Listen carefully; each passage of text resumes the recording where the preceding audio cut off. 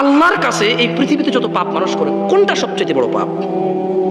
তখন রাসূল সাল্লাল্লাহু আলাইহি সাল্লাম বলেন, আল্লাহ তাআলার সাথে কাউকে শরীক করা। সবচেয়ে বড় পাপ কোনটা?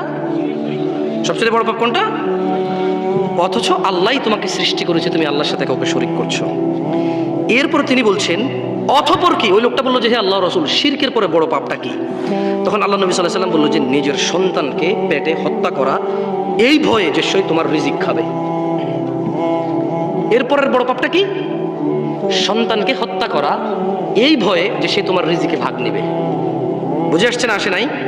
ভবিষ্যতে সে তোমার সঙ্গে খাওয়া দাওয়া করবে, কিভাবে পালবা, কি খাওয়াবা, এইরকম ভয়ে পেটে আসার পর বাচ্চাটাকে হত্যা করা হচ্ছে পৃথিবীর দ্বিতীয় বড় পাপ। মানে আল্লাহর সাথে শরীক করার সঙ্গে ওই লোক জৈনিক ব্যক্তি বলল যে আল্লাহ রাসূল, আল্লাহর সাথে শরীক করা বড় পাপ, এরপরে কি বড় পাপ?